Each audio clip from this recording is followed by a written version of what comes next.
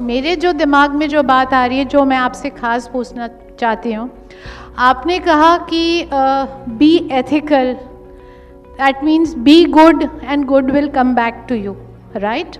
I think that would be the crux. But good और bad, सही और गलत की परिभाषा क्या है आपके विचारों में?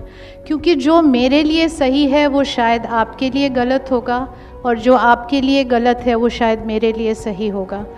इसीलिए आप मुझे सिर्फ ये सही और गलत की परिभाषा एक बार समझाएं सर। देखिए, एक बहुत बड़े मुनि हुए हैं मैडम, उनका नाम है याज्ञवल्क्य जी। बहुत बड़े मुनि हुए हैं, है ना, जिन्होंने रामायण सुनाई है। रामायण 4 लोगों ने सुनाई है एक दूसरे को। शंकर जी ने पार्वती जी को सुनाई, याज्ञवल्क्य जी ने मुनि भारद्वाज जी को सुनाई, तुलसीदास जी ने संतों को सुनाई, और काकभूषुंड जी ने गरुड़ जी को सुनाई। तो 4 जगह रामायण का प्रतिपादन हुआ है इस पूरे ब्रह्मांड के अंदर। तो एक बहुत बड़े मुनि हुए याज्ञवल्क्य जी, उनके पास राजा जनक बैठे थे। राजा जनक जो सीता जी के पिता थे। तो राजा जनक ने मुनि से एक सवाल पूछा कि आदमी किस चीज की रोशनी से देखता है?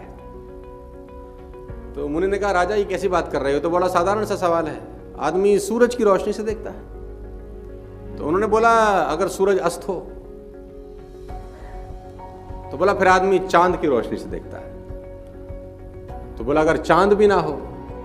बोला, तारों की झिलमिलाहट से भी नजर आता है, फिर उससे दिखता है। और अगर घोरी काली अंधेरी रात हो, फिर किससे दिखेगा? तो मुनि ने बोला, फिर आदमी आवाज की नजर से दिखेगा। तो राजा ने बोला, आवाज की नजर से कैसे देखता है? बोला, अगर आप किसी जंगल में भटक जाएं और आपको कुछ दिखाई ना दे, कोई आवाज से पुकारे, तो आप दिखाई तो आपको नहीं देगा, लेकिन वहां जाओगे कि नहीं जाओगे? आवाज की भी एक दृष्टि है। तो राजा ने बोला, अगर कोई पुकारे भी नहीं तो मुनि ने कहा, फिर आदमी अपनी आत्मा की नजर से देखता है। ये एक ऐसी नजर है जो हर बात का जवाब देती है। मैं आपको एक और इसमें ऐड करता हूं मैम, हित अनहित पशु पक्षी जाना, एक रामायण का दोहा है कि अच्छा और बुरा पक्षियों को भी पता होता है, इंसानों को तो छोड़ दीजिए आप।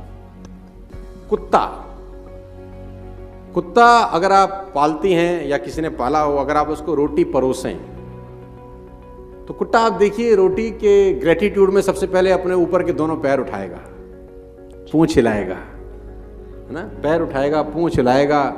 फिर जहां आप रोटी रखी होगी वहीं पर एक पैर से रखेगा, एक से तोड़ेगा, वहीं खाएगा, क्योंकि उसको पता है कि ये मेरी रोटी है। लेकिन वही कुत्ता अगर रोटी चुरा के लाए, तो जहां से चुराया लाया होगा वहां से पहले दुम दबा के भागेगा, दुम दबाएगा, किसी सुनसान जगह पे जाएगा, फिर खाएगा। कुत्ते को भी पता है ये स्वाभिमान की रोटी है, ये चोरी की रोटी है। कुत्ता वहीं रोटी नहीं खाएगा जहां चुराएगा, वहां से दूर जाएगा किसी गली मोहल्ले के अंदर, वहां चुपचाप बैठ के खाएगा। Done done. Thank you so much sir, you perfect. Hello, एक हाँ, मैं पूछूं क्वेश्चन? Anybody is here? अच्छा, पूछिए। हाँ, मेरा नाम दीपक सेठवाला है। मुझे आपसे ये जानना है, आप सफलता किसे कहते हैं? बहुत पैसा कमाने को, बहुत नाम कमाने को, बहुत समाज में प्रतिष्ठा कमाने को? मैंने कल ही इसका जवाब दिया है, वैसे मैं दोबारा दे देता हूँ। ओके। क्योंकि कल तो मुश्किल से 50-60 लोग बैठे थे, तो सबकी अपनी अपनी डेफिनेशन है सर सफलता की। मेरी डेफिनेशन थोड़ी सी जुदा है। किसी को पैसा मिल जाए उसको सफल, वो अपने आप को सफल मानता है। बच्चे को खिलौना मिल जाए, बच्चा अपने आप को सफल मानता है। कोई लड़का अपने बाप से झगड़ रहा है कि मुझे सुंदर सी बाइक दिला दो, जिस दिन वो मिल जाएगी वो अपने आप को सफल मानता है। लड़का लड़की पटा रहा है, पट नहीं रही, आखिरी पट गई तो वो अपने आप को सफल मानता है। तो सबकी अपनी अपनी डेफिनेशंस हैं, पैसा, मान, सम्मान, शोहरत। मेरी डेफिनेशन थोड़ी सी अलग है सर। मेरी डेफिनेशन सफलता की ये है कि बाप अपने घर जाए, अपने बच्चों से पूछे कि तुम बड़ा होकर क्या बनना चाहते हो, और बच्चा बाप का नाम ले ले, तो वो सफल है। आपने कितना भी धन संपदा इकट्ठी की हो, दौलत शौहरत इकट्ठी की हो, लेकिन बच्चा आप जैसा नहीं बनना चाहता, आप फेल हो गए जिंदगी में सर। आप गरीब हैं, आपके पास पैसा नहीं है, लेकिन आपने परवरिश अच्छी की है, बच्चों को वो सब संस्कार दिए हैं कि बच्चा बोलता है पापा आपके पास पैसा तो नहीं है, लेकिन बनूंगा तो आप जैसा।